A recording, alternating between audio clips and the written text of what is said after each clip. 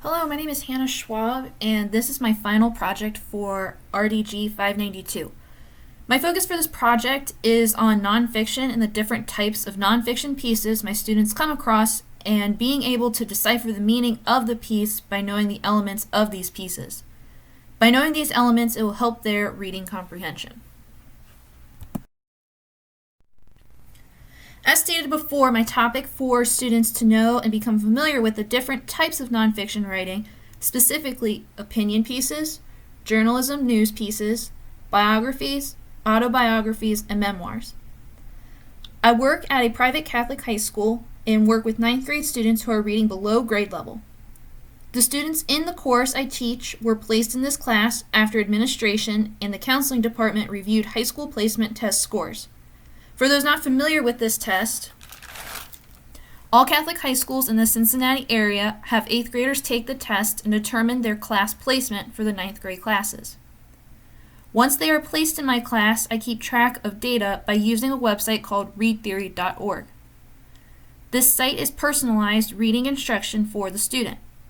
Students take a pre-test at the beginning of the school year, and on a daily basis, students take a test that matches their ability level according to the pre-test. Students receive one nonfiction passage with reading comprehension questions on key concepts, craft and structure, and integration of knowledge. I use this data to form my instruction. For this unit, I focused my instruction on journalism, opinion pieces, biographies, autobiographies, and memoirs. I plan on continuing with nonfiction writing in the coming weeks with science articles, history articles, and textbooks. The following slides are definitions I have given my students on the nonfiction pieces. So for example, when we talked about journalism, I told them that journalism is real-life news stories that include current events that share first-person accounts, but is told from a third-person perspective. Stories are based on facts of what is happening in the community and in the world. When we talked about opinion pieces, I said that opinion is someone sharing his or her thoughts and feelings on a particular topic in a respectful way and have evidence to back up his or her claim. This is told from a first-person point of view and can be found in reviews, social media posts, and editorials.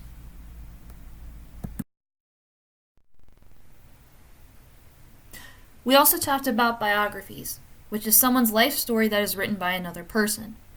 So I gave the example of if I were to write a story about Martin Luther King Jr. The story is written in third person but may contain first-person accounts. Elements of a biography include describing and discussing a real-life person. The information is fact, which is why it is in the nonfiction genre. Incidents, dialogue, and people are accurate and from a reliable source using first-person accounts. The person's story is told with respect. The author is understanding of places, times, events, and other people when the person lived. It is written in a way that is relatable, and it is written as the person is real and interesting, not a persona. An autobiography is very similar to a biography, except that the person that is writing the story is his or her own. The story is written in first person and focuses on that person's point of view on different events that have happened in his or her life. A memoir is also related to the autobiography and biography genre, but often focuses on one aspect of that person's life, and it is written in first person.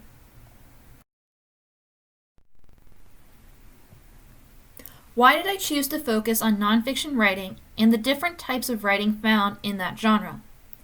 While analyzing my students' read theory scores, I noticed that my students were averaging a 75% on comprehension questions related to craft and structure, as well as integration of knowledge.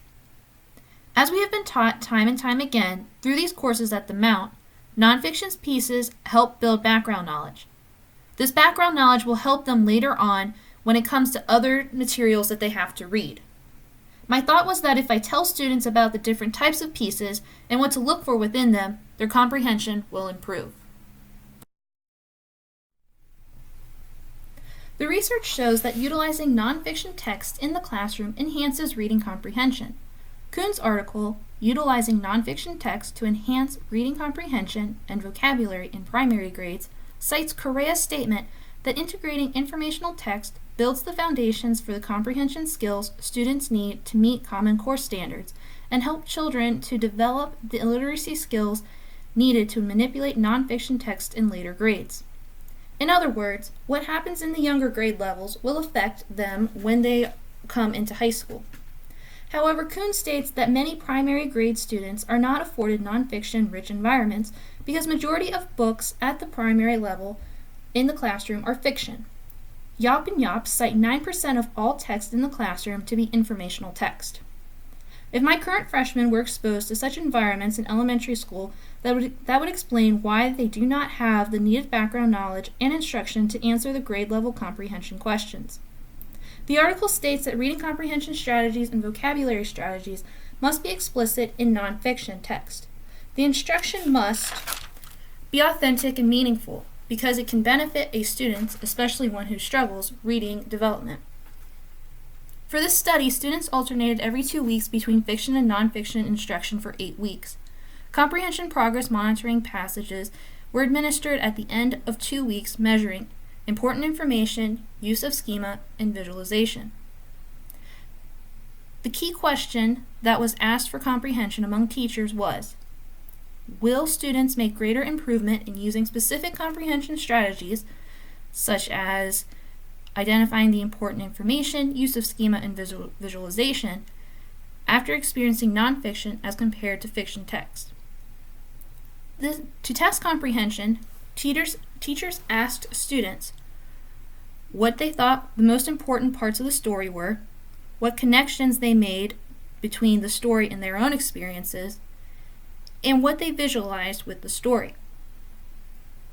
Each strategy indicated that the nonfiction text treatments noticeably positively impacted students' ability to apply these comprehension strategies. Teachers observed that students were more engaged with nonfiction text than fiction pieces. Students consistently gave higher ratings on understanding nonfiction text and confidence in reading nonfiction text than fiction. Students were also noted as saying, "It was more interesting when it was real," and "we get to do more with nonfiction. It makes us think more and we can make connections more." In Bloomstein's article, Unlocking Text Features for Determining Importance in Expository Text, a Strategy for Struggling Readers, Bloomstein elaborates on explicit nonfiction instruction and focuses on teaching students about biographies, journalistic pieces, and textbooks. According to Bloomstein, biographies are great beginning bridges from fiction to nonfiction because they are typically narrative and sequential, much like fiction pieces. In addition to considerate structure, biography as a genre also possesses excellent features of text to readily draw on teaching students to determine important ideas. Biographies tend to include a table of contents, index, timeline, and photographs. Setting and characterization are also key features of biography. In regards to setting, Bloomstein thinks that students should focus on the important time in history, the influence of places in a person's life, and important events in that person's life. So in regards to, say, if they were to read a biography on Martin Luther King, they would focus on the fact that during this time in history when he was alive, there was segregation and discrimination. They would also know that he was living in the South in the United States. They would also note that the important events in Martin Luther King's life was that he was discriminated against as his whole life. He was a part of his father's ministry. He witnessed the arrest of Rosa Parks, which influenced him to start the Montgomery bus boycott. Characterization, a child is supposed to focus on these points. What important things did this person do? What important things did he or she not do? What did he or she say? What feelings or beliefs did they have? And what were the important effects that person had in the world? So again, going off of Martin Luther King, the important things that he did was that he fought for civil rights. Important things he did not do was he was not tolerant of being unfairly treated because of the color of his skin. What did he or she say? He is best known for having the I Have a Dream speech, which was all about equality. His feelings and beliefs was that everybody should be treated equally. And the important effects, he helped end segregation and gain civil rights for African Americans. When it comes to journalistic pieces, the sections of text are brief so as not to be overwhelming, and information is supported by features such as timelines, graphs, pictures, captions, and subheadings. Students can notice how features of nonfiction pop out, analyze graphics, investigate text features such as textbook subheadings and bold words to figure out potentially important information. When it comes to textbooks, they have similar features to journalistic pieces and biographies. Textbooks focus more on the bold words and subheadings to help students figure out the important meanings in their text. When it comes to summarizing in textbooks, students should look at their sections and find 2 to 4 VIPs, which is very important points per section when summarizing.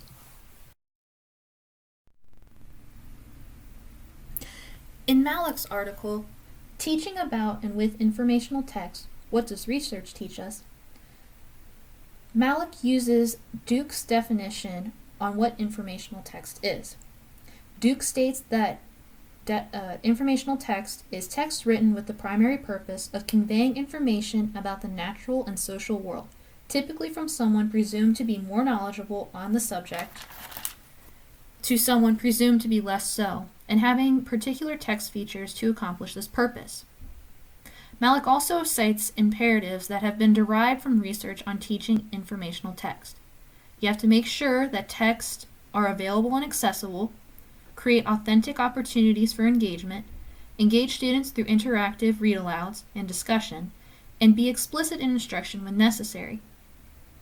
When it comes to making sure that texts are available and accessible, Malik states that it's hard to know what the exact number should be, but it is clear that educators should work to balance their story offerings with informational ones, as opposed to what I stated earlier with Yop and Yop, stating that only 9% of text in the classroom were informational. Teachers also need to be aware of what kind of text they are laying out for the students, and they should be looking across 3 dimensions, which are content, quality of writing, and design. When it comes to authentic literacy opportunities for engagement, authentic literacy activities could include reading a newspaper article about something the child is interested in, composing flyers to advertise an event for the community, or reading across multiple texts to inform their own questions. This makes the child engaged in what they are learning about, and they are more interested in reading what they want. When it comes to interactive read-alouds and discussion, students are encouraged to verbally interact with the text, their peers, and the teacher as they worked to construct meaning with a shared text. Malik cites Duke and Kayes by saying that they found that after 3 months of almost daily read-alouds of informational textbooks, the students showed more skill with the distinct linguistic features of the information books. When it comes to explicit instruction, he states that this should be the last thing when it comes to introducing this type of text, because it's best when it's used with other imperatives. So it shouldn't just be explicitly taught, it should be used as an added bonus with everything else that was cited within the article. For my project, I created a nonfiction unit that consisted of journalistic pieces, opinion pieces, biographies, and autobiographies/memoirs. I started off the unit by going over what nonfiction was, and we made a list of all the nonfiction pieces, and we wrote definitions for each piece. The definitions that were given to the students are found at the beginning of this presentation in slides 3, 4, and 5. We then took a few days to work on each of these topics. I started off with the journalistic piece. For the journalistic piece, we spent time as a class reading articles from Upfront magazine and summarizing the important points in articles together. Once I felt they were confident to handle this task on their own, I had them pair up and create a news broadcast based off an Upfront magazine of their choosing. They summarized the articles, created a PowerPoint presentation, and shared what they found with the class. The next piece we focused on was opinion pieces. The students went on to opinion pieces, and we looked at movie reviews from top critics and amateur critics, comparing the two critics to see how they differed. Students were then asked to write a review on Toy Story. This is a movie that they were all familiar with, and I was familiar with as well. And they were to respond to their peers' reactions in a respectful way, much like the reviewers that we saw in the top critics/professional reviewers. We then moved on to biographies. For biographies, I taught them about the elements to look for within a biography. These elements can be found also in the beginning slides of this presentation.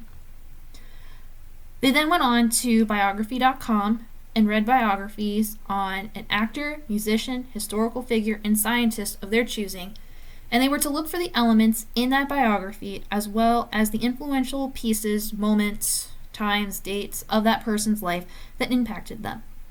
Students were then asked to interview and write a biography on a peer using the biographies they read as a guide to their writing. When it came to the autobiographies and memoirs, I refreshed their memories on what the elements of a biography were and told them that an autobiography has similar elements, as well as the only difference being that someone is writing about his or her own life story. We then read an excerpt from I Know Why the Caged Bird Sings and Angela's Ashes, reflecting on why someone would write about those events. Students will then be shown examples of 6-word memoirs and asked to write one of their own. The class will analyze the memoirs and think about why they were written. My summative assessments were all written pieces that were graded using rubrics that I created based off of elements and features that were discussed in class. These also are featured in earlier slides. For example, for the biography of a peer, I wanted them to include the elements listed at the beginning of this slideshow, as well as it being written in third person and had proper spelling, grammar, and punctuation. On this slide, you will see the class averages for each summative assessment on journalism pieces, opinion pieces, and biographies. Autobiographies and memoirs are still being worked on at this time, which is why no summative assessment is shown here. While the average grades on the assessments I would have liked to have been higher, most points were deducted for spelling and grammar errors. Also, some students did not turn in the assignment, which makes the class average lower than expected. However, the reading comprehension grade level scores and lexile levels have gone up on average.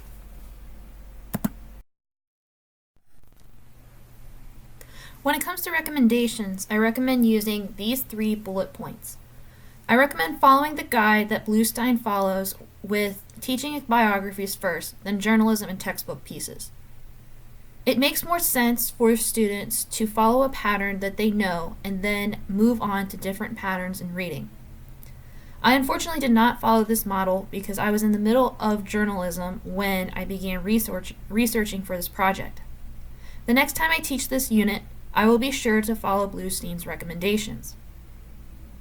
I also recommend having students interact with the text and explicitly teach. Be aware of your students' capabilities and know when they are struggling.